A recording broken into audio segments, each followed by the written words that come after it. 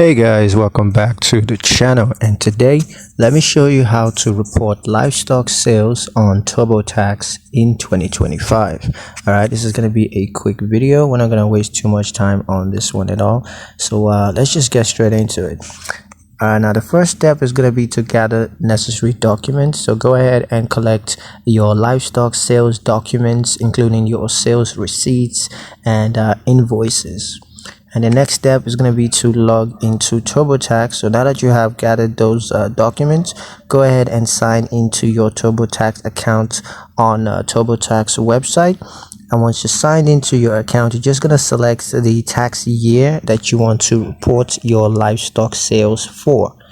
Once you've selected that, go ahead and choose farm and then select livestock sales as your income type. Next thing to do is to enter your total livestock sales, including any sales of cattle, sheep, or other livestocks. The next step is going to be to claim related deductions such as feeds, veterinary care, and marketing expenses. And the final step is going to be to review your livestock sales report, just to make sure that everything is accurate. And if it is, just go ahead and submit it to the IRS, and they're going to take care of the rest.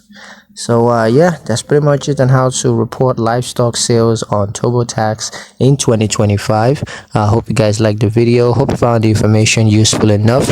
If you did, like the video, comment down below, let me know what you thought. Share the video with your friends and subscribe to the channel if you haven't done so already. And I'll see you guys in the next